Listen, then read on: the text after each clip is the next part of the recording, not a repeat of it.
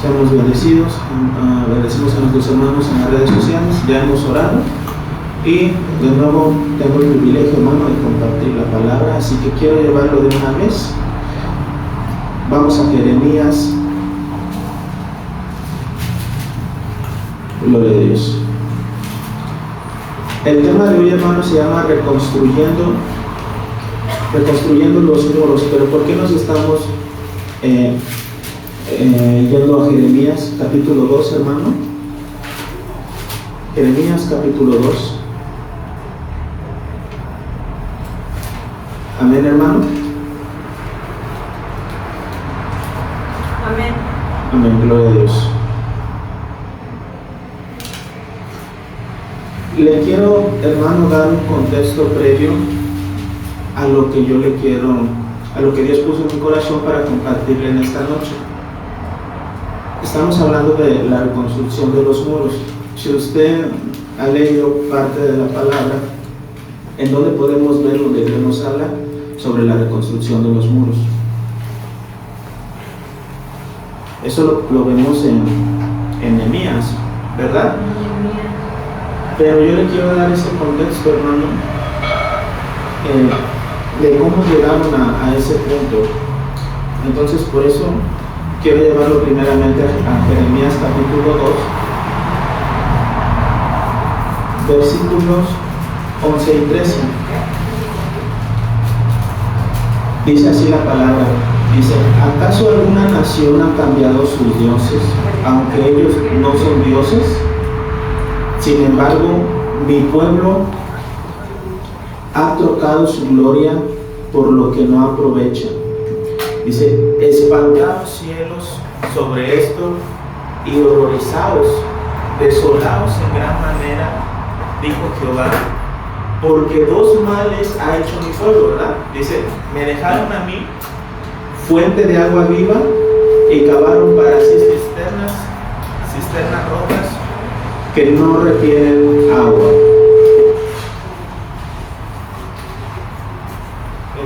Si quiero yo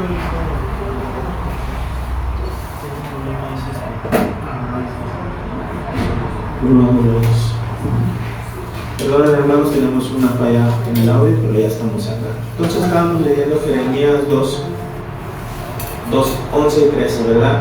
¿Cuál fue los males que cometió el pueblo de Israel, hermano?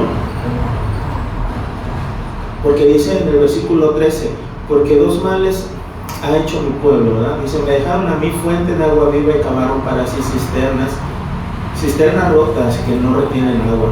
Y cuando estamos leyendo en el versículo 11 dice: ¿acaso alguna nación ha cambiado sus dioses, aunque ellos no son dioses? Dice: sin embargo, mi pueblo, ¿verdad?, ha trocado su gloria por lo que no aprovecha. Entonces estamos viendo aquí, hermano, dar un ejemplo, ¿verdad?, bien fuerte sobre cómo otras naciones que tienen dioses falsos, ¿esas naciones cambian a sus dioses por otros? No, ¿verdad?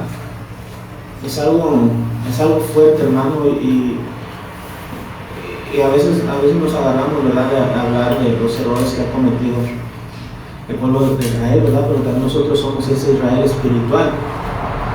Entonces, hermano, es un problema que a veces se vuelve a repetir, ¿verdad? ¿Y por qué lo estoy llevando aquí? Porque estamos viendo el contexto sobre qué fue lo que pasó, y lo que estamos viendo aquí, qué fue el pecado que llevó al pueblo de Israel a ese exilio. Vamos a ver otro en Jeremías 11:10. Dice: se han vuelto a las maldades de sus primeros padres, ¿verdad? Dice: de los cuales no quisieron escuchar mis palabras y se fueron tras dioses ajenos para servirles. Dice: la casa de Israel y la casa de Judá invalidaron mi pacto, el cual había yo concertado con sus padres. Fue una idolatría, hermano, y sabemos que el pueblo de Israel volvía a recurrir a acudir a dioses falsos. Jeremías 7:9, hermano, dice así: dice: he aquí, vosotros confiáis en palabras de mentira que no aprovechan, hurtando, matando, adulterando, jurando en falso e incensando a Baal, y andando tras dioses extraños que no conocisteis. Dice: vendréis y os pondréis delante de mí en esta casa sobre el cual es invocado mi nombre, y diréis: librados somos para seguir haciendo todas estas abominaciones. Eso está en Jeremías 7:9, hermano. ¿Qué hacía el pueblo de Israel, hermano? Dejaba a Dios y se iba tras otros dioses. Dice que hurtaban, adulteraban, jurando en falso e incensando a Baal, ¿verdad? Y andaban tras dioses extraños. Y después dice: y vendréis y os pondréis delante de mí en esta casa sobre la cual mi nombre es invocado, y diréis: librados somos. Quiere decir, hermano, que el pueblo de Israel adoraba en el templo, pero fuera el pueblo de Israel vivía para otros dioses. Sí, hermano, eso es prácticamente lo que está diciendo, hermano. Y a mí esto me estaba hablando mucho el Señor, a mí, en mi lectura, hermano, cuando yo estaba leyendo esto, porque es algo que se ha estado hablando. De hecho, este tema, hermano, a mí el Señor me dijo que lo hablara este martes, cuando nuestro pastor estaba predicando. Ahí me vino ese pensamiento de la nada, así me llegó. Me acordé de Nehemías y empecé a buscar ahí la reconstrucción de los muros, y empecé a ver, y dije: creo que sí viene de Dios, ¿no? Y empecé a buscar, porque honestamente ya no me acordaba bien qué había en Nehemías, hermano. Y dije: sí tiene que ver. Nuestro pastor ahorita nos ha estado hablando, Dios, ¿verdad? Nos ha estado hablando diciendo que tenemos que despojarnos, ¿verdad? Soltar todo aquello que nos ha estado distrayendo, sobre todo, hermano, en donde más pasamos tiempo, ¿verdad? Se ha hecho mucho énfasis en lo que nos distrae, como está mucho tiempo en el celular, ¿no? Hermano, y aquí estamos viendo algo muy parecido, ¿verdad? Porque el pueblo de Israel, sabemos que el libro de Jeremías habla de muestra el pecado y lo que va a pasar si el pueblo no obedece. Y podemos ver cómo el pueblo de Israel adoraba en el templo, pero fuera estaba separado, ¿verdad? Del Señor. Otro ejemplo, hermano, pues despreciaban a los profetas, despreciaban la palabra. Pero para no quedarme tanto tiempo ahí, lo que pasó, ¿qué fue lo que pasó al final? Porque sabemos que el pueblo de Dios no escuchó. Fueron llevados, exiliados. ¿A dónde, hermano? A Babilonia, ¿verdad? Eso está en Jeremías 25:11, cuando dice: toda esta tierra será puesta en ruinas y en espanto, y servirán estas naciones al rey de Babilonia 70 años. Vino un exilio, ¿cierto? Estamos viendo el contexto previo hasta que lleguemos a Nehemías. Entonces, ¿qué pasó ahorita, hermano? ¿Por qué fueron exiliados? Dejaron al Señor. Había solamente una cobertura superficial pues por así decirlo, en la iglesia, ¿verdad?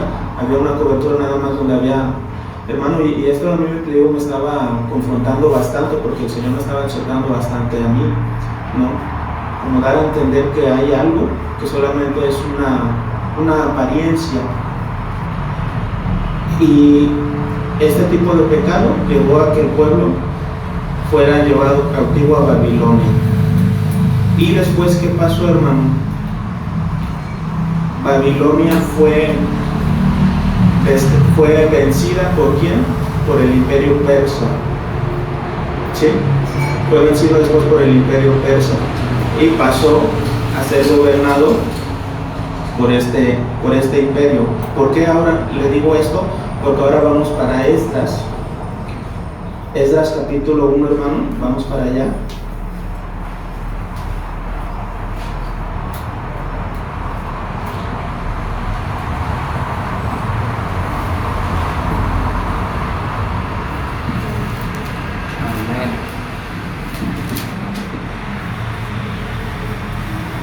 Dice, Esdras capítulo 1, versículo 1, dice: en el primer año de Ciro, rey de Persia, para que se cumpliese la palabra de Jehová por boca de Jeremías, despertó Jehová el espíritu de Ciro, rey de Persia, el cual hizo pregonar de palabra y también por escrito por todo su reino, diciendo: así ha dicho Ciro, rey de Persia, Jehová, el Dios de los cielos, me ha dado todos los reinos de la tierra y me ha mandado que le edifique casa en Jerusalén, que está en Judá. Quien haya entre vosotros de su pueblo, sea Dios con él, y suba a Jerusalén, que está en Judá, y edifique la casa de Jehová, Dios de Israel, la cual está en Jerusalén. ¿Qué había pasado en Jerusalén, hermano, previamente cuando Babilonia llegó? Destruyó, ¿qué? Si usted ha leído parte de la historia, hermano, destruyó la ciudad, las murallas, el templo quedó destruido y fueron llevados cautivos a Babilonia. Y aquí Ciro, rey de Persia, porque ya había vencido el imperio babilónico y ahora es el imperio persa, el que manda a volver a... Y fíjese a quién ocupa el Señor, ¿verdad?, para dar el mandato a un rey persa. ¿Y qué mandó a edificar, hermano, nuevamente? ¿Qué mandó a edificar, hermano? El templo, no la ciudad. Es curioso que primero empieza edificando. ¿Usted cómo empezaría a reconstruir una ciudad que está completamente destruida, hermano? No sé, no lo sabemos. Bueno, nosotros que ya tenemos a Cristo en nuestro corazón, creo que haríamos lo mismo. Empezaríamos por lo espiritual, por donde se predica la palabra, ¿no? Pero otra persona, yo me imagino que empezaría por los muros, empezando por ahí. Pero el Señor no, primero le despierta, le da un mandato a Ciro, al rey de Persia, que empiece reconstruyendo primeramente el templo. Y esto lo estamos viendo en Esdras, nada más que en Esdras se divide en dos partes: primero la reconstrucción del templo y después la reconstrucción de la palabra. El inicio de la obra lo podemos ver en Esdras 3:8, hermano, cuando empiezan a poner a colocar los cimientos del templo. Dice Esdras 3:8, dice: en el año segundo de su venida a la casa de Dios en Jerusalén, en el mes segundo, comenzaron Zorobabel, hijo de Salatiel, Jesúa, hijo de Josadac, y los otros sus hermanos, y los levitas, y todos los que habían venido de la cautividad a Jerusalén, y pusieron a los levitas de 20 años para arriba a que activasen la obra de la casa de Jehová. Aquí estamos viendo la reconstrucción del templo, hermano. Aquí hubo enemigos. ¿Han leído esta parte, hermano? Vamos a Esdras 4.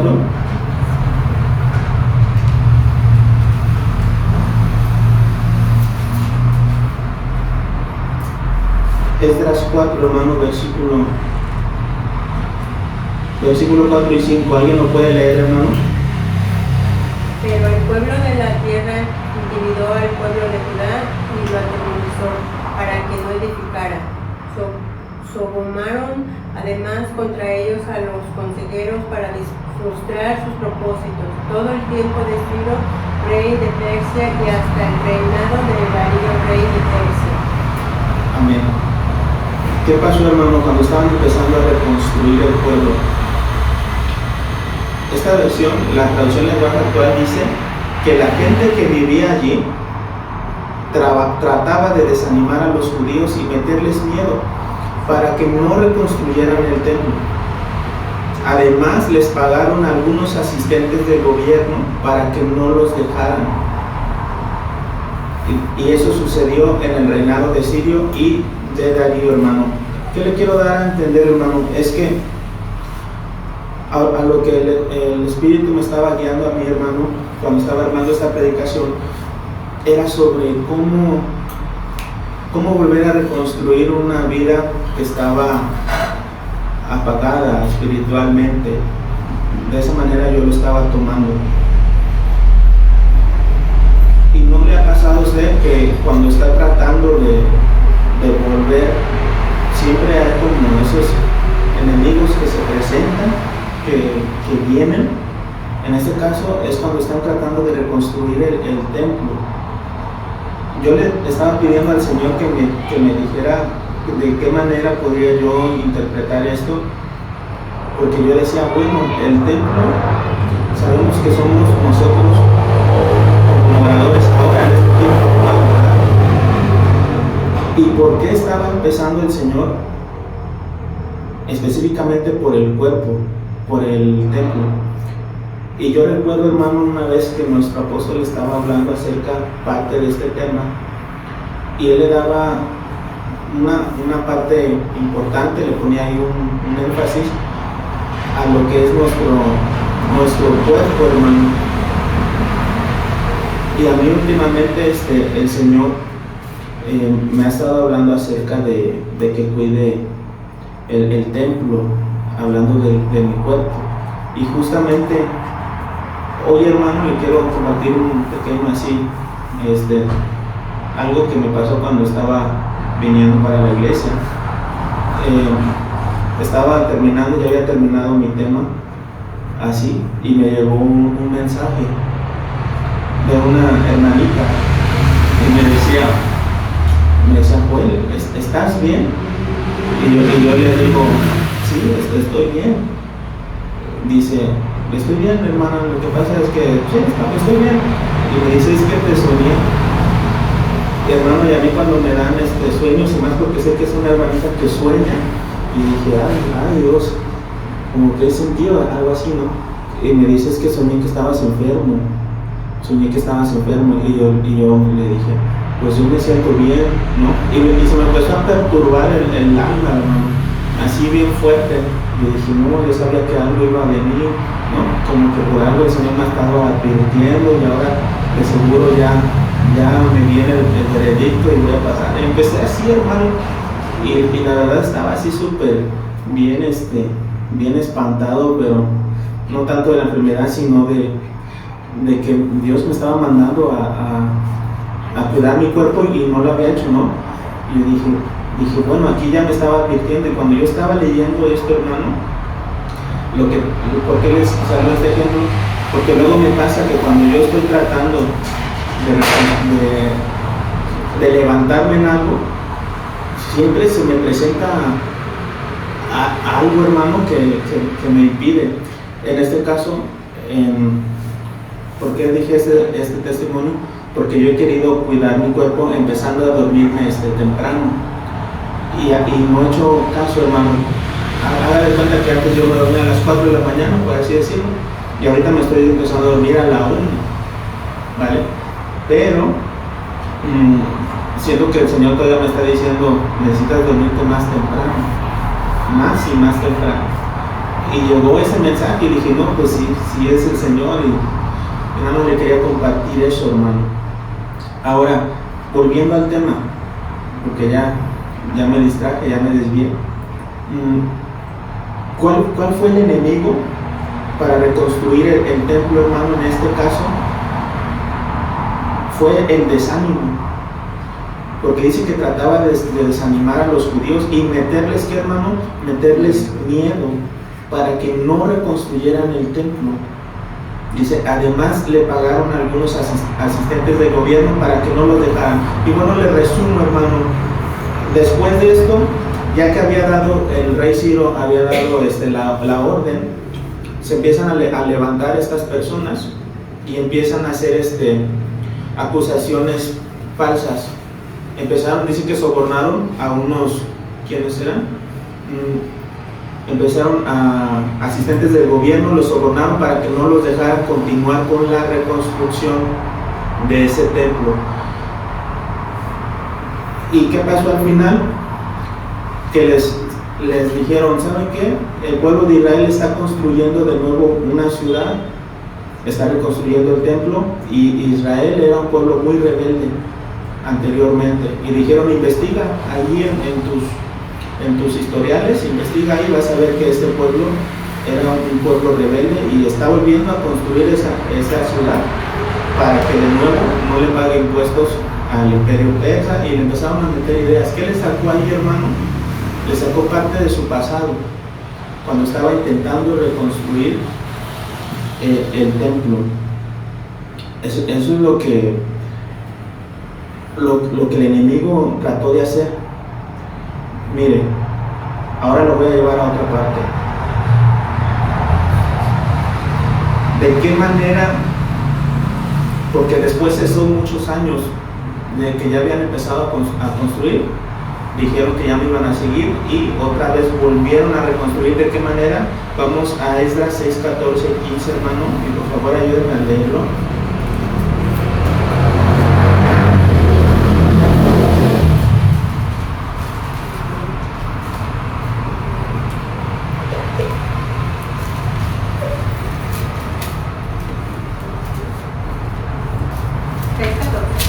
Sí. Y los ancianos de los judíos edificaban y prosperaban conforme a la profecía del profeta Ageo y de Zacarías, hijo de Nimón. Edificaron pues y terminaron por orden del Dios de Israel y por mandato de Ciro Darío de Artajerjes, rey de Persia. Así es. Y después dice, en el 15 dice, esta casa fue terminada el tercer día del mes de Adar. O sea que ya habían terminado de reconstruir, pero ¿qué fue lo que les animó a reconstruir, hermano? ¿O qué fue lo que hizo que volvieran a la reconstrucción del templo?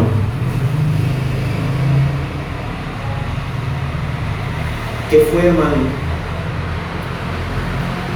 Porque siento que esto es algo que nosotros como iglesia necesitamos. Dicen al inicio, en el 14, dice, los ancianos de los judíos edificaban y prosperaban conforme a qué, hermano? A la profecía. Conforme a la profecía del profeta Ageo y de Zacarías.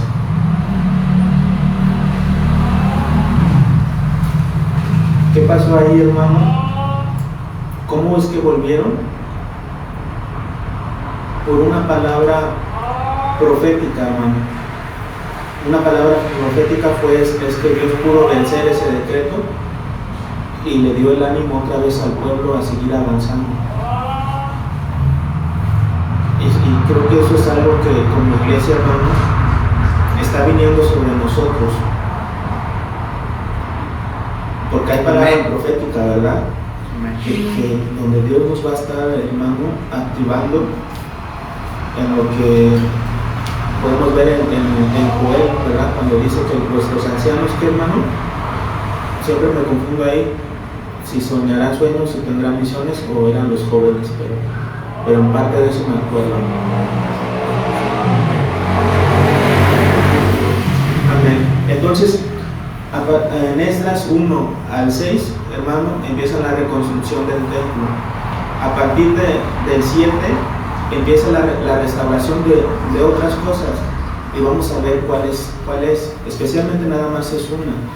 Primero, Esdras empieza su llamado en Esdras 7:10 y dice, porque Esdras había preparado su corazón para inquirir la ley de Jehová y para cumplirla, y para enseñar en Israel sus estatutos y decretos.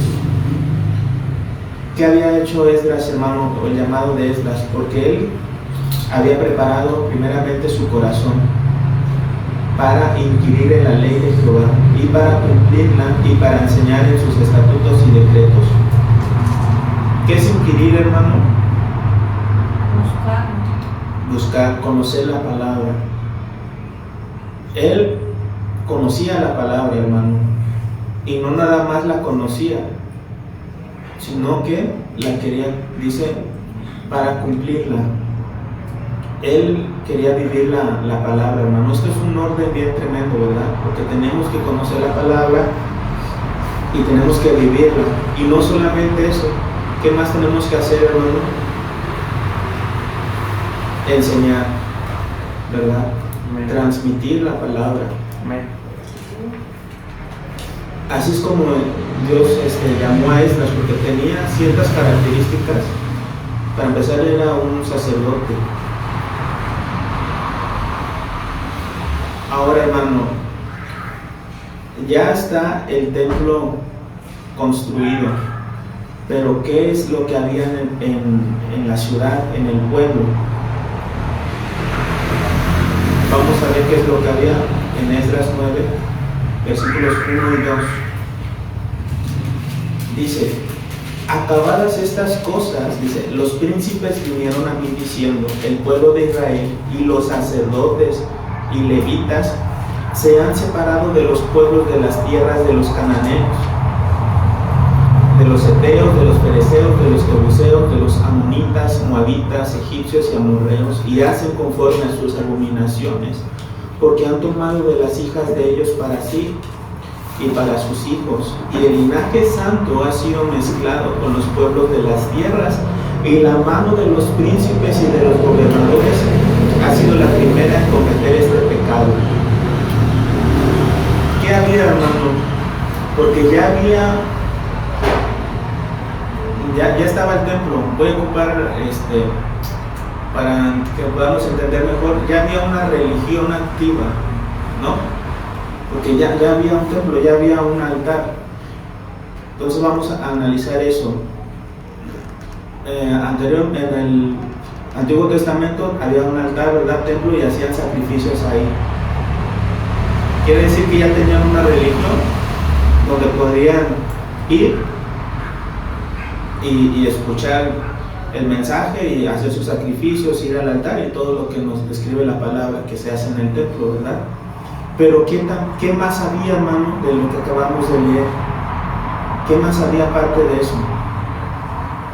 Había matrimonios que el Señor no... Vamos a verlo más allá de matrimonios. Había una mezcla, ¿verdad? Había una mezcla que al Señor no le agradaba. ¿Cómo lo podemos interpretar, hermano, a nuestros tiempos, a nuestro tiempo actual?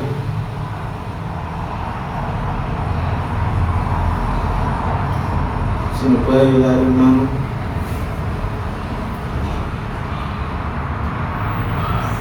Es algo de lo que ya ha estado hablando nuestro pastor.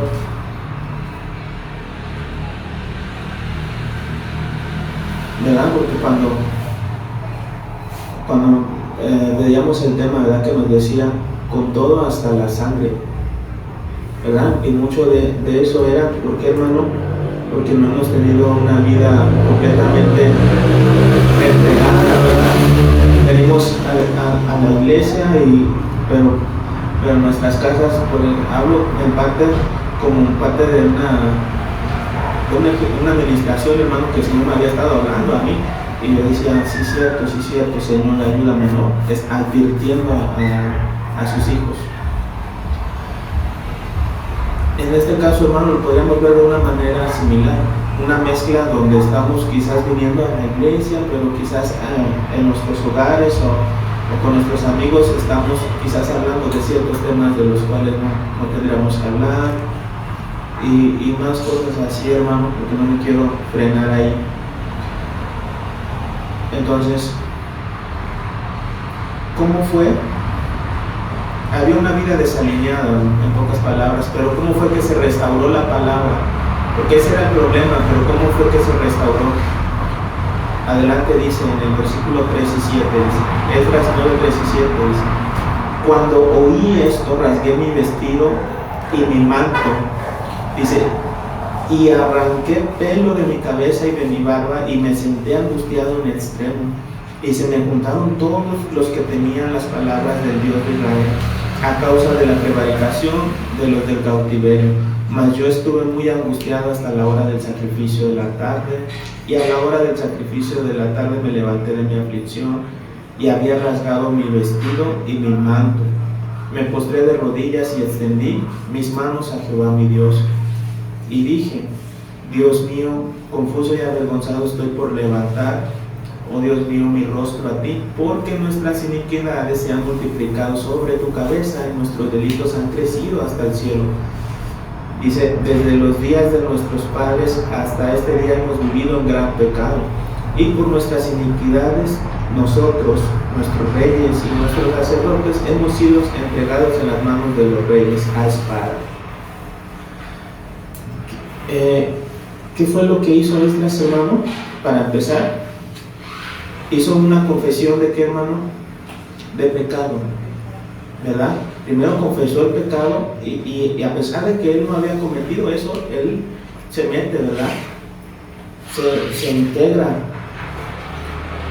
hace una confesión de lo que el pueblo, hermano, había cometido.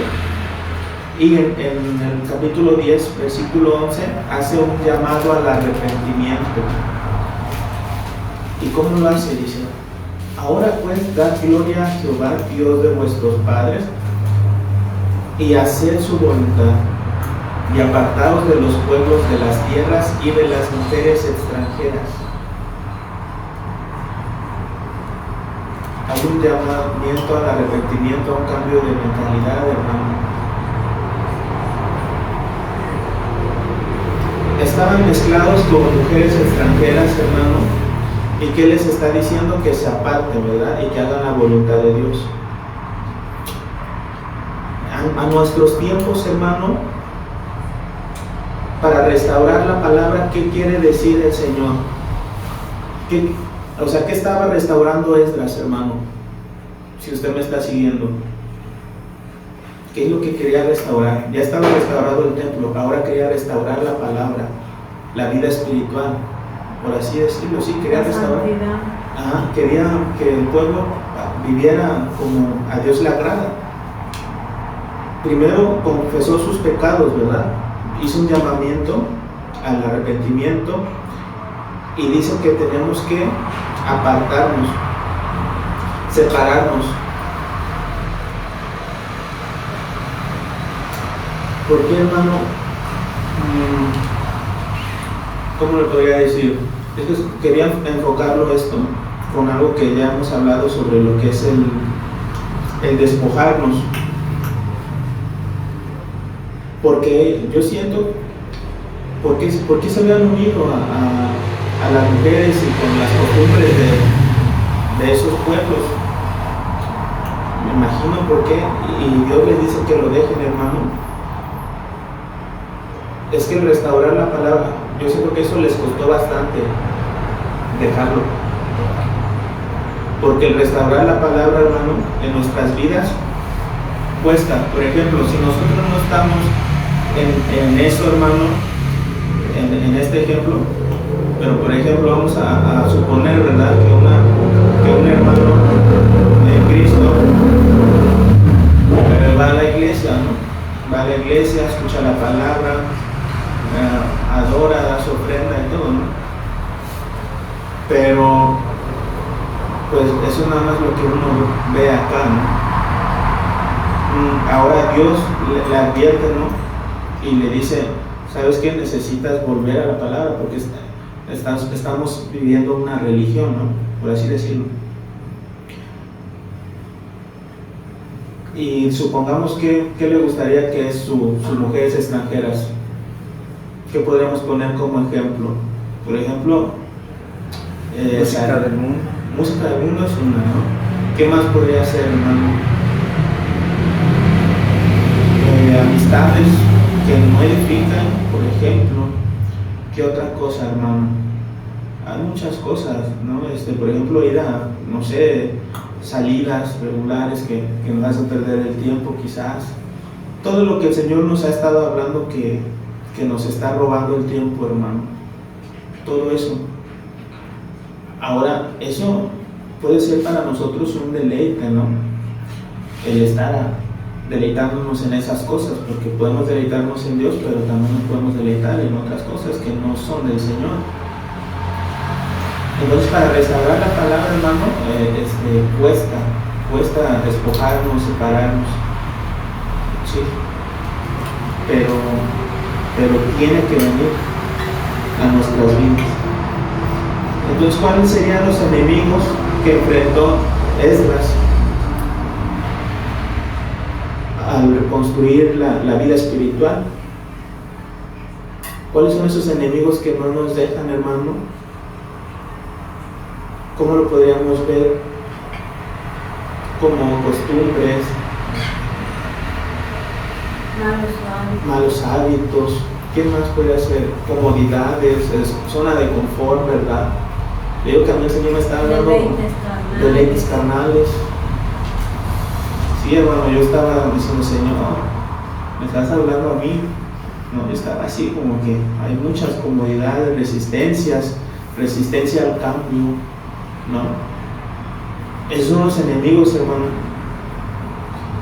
Cuando uno quiere volver a la palabra, pero el Señor quiere que hagamos su voluntad. Ahora, lo que llevamos hasta este punto es que el pueblo de Israel fue exiliado por su pecado, por idolatría, por no hacer caso, ¿verdad? Y después Dios despierta un deseo al rey Ciro para volver a construir su templo y lo reconstruyen. Ahora ya tienen templo, van a la iglesia, van a hacer sus sacrificios, pero no tienen una vida ordenada en la palabra del Señor. Prácticamente es una religión. Entonces Esdras es llamado, y él es llamado a restaurar la palabra, diciéndonos que tenemos que dejar nuestra comunidad, nuestra resistencia al cambio, para que volvamos a la palabra del Señor. Y después, ahora sí, viene en Nehemías, hermano, a lo que yo le llamaba la reconstrucción de los muros. ¿Y cuál era el problema, hermano? En Nehemías 1:3, ¿cuál era la situación? Nehemías 1:3 dice: y me dijeron, el remanente, los que quedaron de la cautividad allí en la provincia están en gran mal y afrenta, y el muro de Jerusalén derribado y sus puertas están quemadas a fuego. Ahora el Señor, fíjense qué interesante, ¿verdad? Empezó restaurando primero el templo, después empezó por la palabra, y después, hermano, empieza por los muros de la ciudad de Jerusalén. Aquí investigué, hermano, más o menos cuánto tiempo pasó desde que el templo ya estaba edificado a cuando vienen los tiempos de Nehemías, y los estudiosos dicen que ya habían pasado 70 o 90 años que el templo ya estaba funcionando, pero la ciudad seguía vulnerable, porque ¿qué representan las murallas en una ciudad, hermano? La protección, ¿verdad? Significa protección, fortaleza de la ciudad. Pero ¿por qué el Señor primero empezó por el templo, por la palabra, y dejó hasta el final los muros? ¿Por qué empezó de esa manera?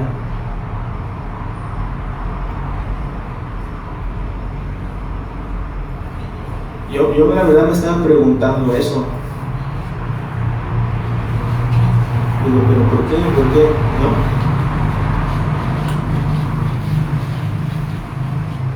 ¿Quiere opinar, hermano? No quiere decir que la manera que yo le quiero dar a entender sea una. Puede haber muchas interpretaciones, ¿no?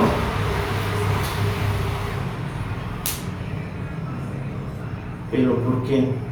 Por ejemplo, déjenme encontrarlo porque lo anoté aquí. Sí. Porque sin la palabra, hermano, sin la palabra restaurada en la vida de una persona, los muros que representan, como decía nuestra pastora, protección, fortaleza, ¿no? Pero si no hay palabra en el corazón de una persona, esos muros, ¿qué vienen a hacer simplemente?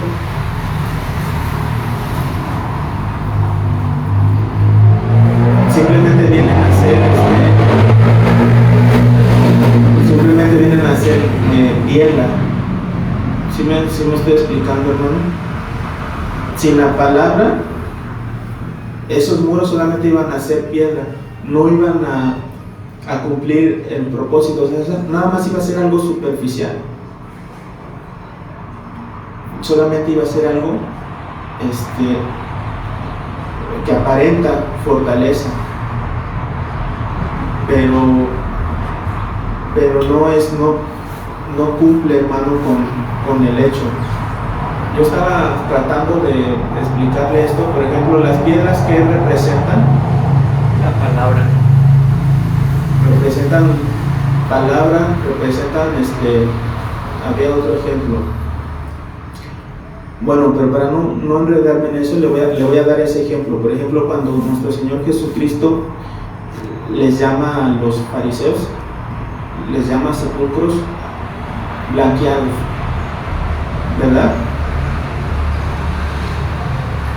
Lo que el Espíritu Santo, hermano, me estaba llevando en ese momento era dar a entender que simplemente si no tienes la palabra, tú vas a aparentar.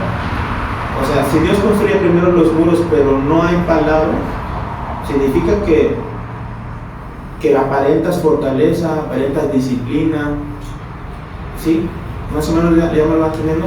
¿Qué más podemos aparentar? Espiritualidad. Pero adentro donde está el templo, donde está la palabra, si no está esa palabra, eso simplemente es un muro, nada más. Así es algo superficial. Más o menos por eso yo decía, pues sí tiene razón, el Señor primero empieza desde adentro hacia afuera, y de esa manera, si ya vives en la palabra, esos muros no simplemente son piedra, ahora sí cumplen su función espiritual y no nada más algo de apariencia. ¿Sí, hermano? ¿Me dio a entender más o menos lo que le quería explicar? Sí. Amén. Bueno, cuando estaban reconstruyendo los muros, hermano, también hubo enemigos. ¿Y cuáles fueron esos enemigos? ¿Cuáles fueron, hermanos? Sanballat, ¿verdad? Tobías y el otro hermano, no me recuerdo, Gesem. Se presentaron esos enemigos. Ahora, antes de ir allí, hermano, porque quiero dar cómo se reconstruyen los muros, hermano, porque los muros también representan, ya los que representa disciplina, ¿verdad? Representa fortaleza. En otra prédica dijiste, Joel, que también representaban los pensamientos. Sí, cierto. Como la mente, pero en los muros. Ahorita haciendo énfasis con lo que estás diciendo, pues por eso Dios empieza de adentro, ¿no? Para que tengas palabra. Y ya después como que eso sea algo que también se levante. Amén. Sí, amén. Sí, cierto. Exacto. Las murallas también representan esos pensamientos, hermano. ¿Y cómo fue, hermano, que reconstruyeron esos muros?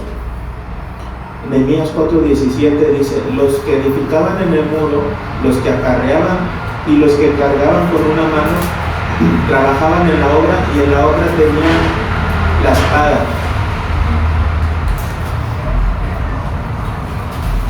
Aquí estamos viendo, ya me acordé, que bueno que comentó eso la pastora, me desbloqueó algo, sí, cierto. Yo en esa prédica, yo recuerdo que decía que nosotros somos como una Jerusalén espiritual, por así decirlo, ¿no? Somos ese ejemplo, ¿no?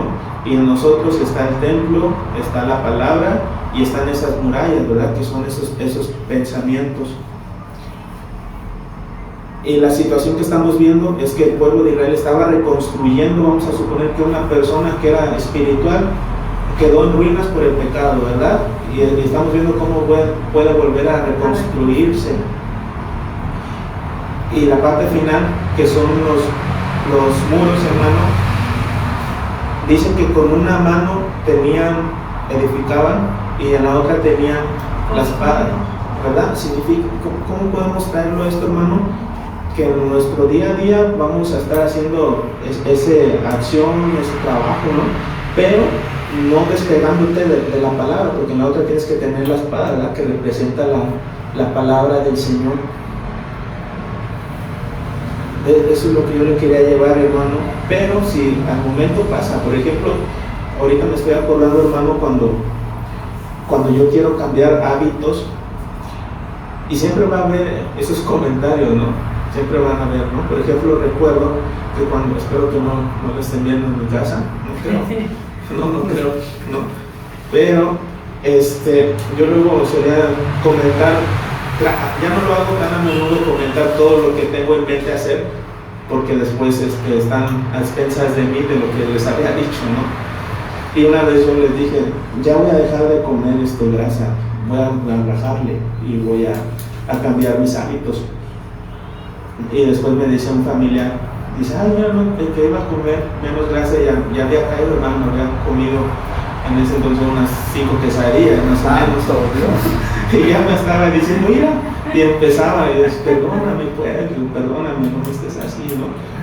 Y siempre como que venía un comentario así, o por ejemplo, levantarme temprano, ¿no? O sea, ya me empezaba a levantar temprano, y como yo sabía que me levantaba tarde, hermano, venía un familiar y me decía, ¿y ese milagro que te levantas bien temprano? ¿No? Ese milagrazo. Y yo, no, ya sabía que me lo iban a decir, ¿no? Ya sabía, pues es normal, ¿no? Bueno, ahí es, a veces vienen esos comentarios y van a venir, hermano, van a venir cuando estás tratando de reconstruirte. De alguna manera van a venir, ¿no?